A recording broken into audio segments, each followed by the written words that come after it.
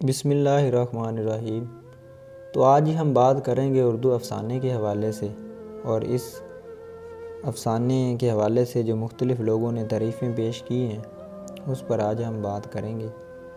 تو اردو افسانہ، جسے ہندی میں کہانی، عربی میں اسے قصہ، فارسی میں افسانہ، جبکہ انگریزی میں اسے شارٹ سٹوری کہتے ہیں۔ اگر اصطلاحی معنی میں بات کریں تو وہ مختصر قصہ جو زندگی کے کسی ایک پہلو کی عکاسی کرے، وحدت تاثر کے ساتھ، جسے مختصر وقت میں پڑھا جا سکے، اسے ہم افسانہ کہتے ہیں۔ اور افسانے کی روایت کے حوالے سے کہا جاتا ہے کہ راشد الخیری کا افسانہ نصیر اور خدیجہ، جو 1903 میں لکھا گیا، پہلا افسانہ ہے۔ اور اگر حقیقی افسانے کے حوالے سے بات کریں تو وہ پریم چند کا افسانہ دنیا کا سب سے انمول رتن، جو 1905 میں لکھا گیا۔ اگر ترجمے کی یا رومانوی حوالے سے نام لیا جائے تو وہ سجاد حیدر یلدرم، جن کا افسانہ نشے کی پہلی ترنگ ہے۔ تو اس سے معلوم ہوتا ہے کہ افسانہ نگاری کا آغاز 20ویں صدی سے شروع ہوتا ہے۔ اس سے پہلے تو داستانیں جو ہیں وہ موجود تھیں۔ پھر افسانے کی مختلف تعریفیں جو ہے لوگوں نے پیش کی ہیں۔ ایڈگر ایلن پو جو ہے وہ اس کی تعریف کچھ اس طرح سے کرتے ہیں کہ افسانہ ایک ایسی کہانی ہے جسے ایک ہی نشست میں پڑھ لیا جائے۔ تو دیکھا جائے تو یہ تعریف افسانے کو واضح نہیں کر سکتی، کیونکہ ایک ہی نشست میں پڑھنا ضروری تو نہیں ہے۔ ہو سکتا ہے کہ کوئی اسے ایک ہی نشست میں نہ پڑھتا ہو، وہ 2-3 نشستوں میں اسے پڑھتا ہو۔ مضمون تو ایک نشست میں پڑھا جا سکتا ہے، خاکہ بھی ہو سکتا ہے، لیکن افسانہ بعض یہ ضروری نہیں ہے کہ کوئی ایک ہی نشست میں اسے پڑھے، تو اس لیے یہ تعریف جو ہے اتنی واضح نہیں ہے جو افسانے کی تعریف کو کلیئر کرے۔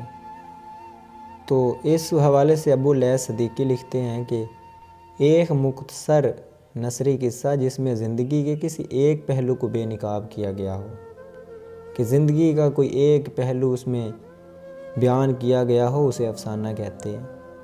مزید جو ہے وہ رجندر سنگھ بیدی لکھتے ہیں کہ افسانہ ایک طرز احساس ہے جو کسی میں پیدا نہیں کیا جا سکتا۔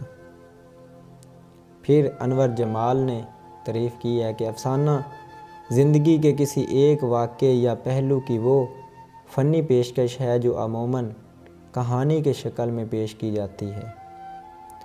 اور انور سدید نے لکھا ہے کہ افسانہ ایک شاخ نہال حیات ہے۔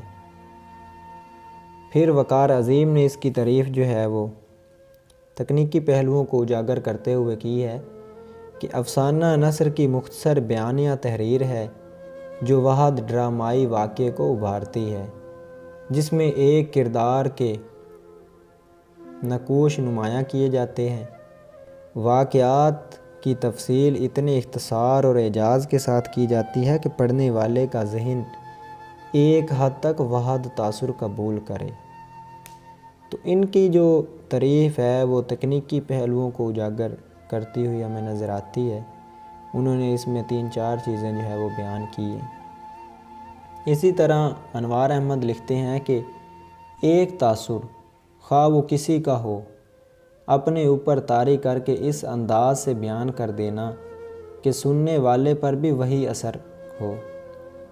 تو اگر ان تمام تعریفوں کے حوالے سے بات کی جائے تو اندازہ ہوتا ہے کہ افسانہ جو ہے وہ نثر میں ہوتا ہے، کینوس جو ہے اس کا محدود ہوتا ہے۔ ویسے اگر بات کی جائے تو اس کی حتمی تعریف ممکن نہیں، کیونکہ معروضی حالات کے مطابق اس میں تبدیلیاں رونما ہوتی رہی ہیں، اس لیے اس کی کوئی ایک حتمی تعریف نہیں ہو سکتی۔ ویسے بھی افسانہ حیات کے اعتبار سے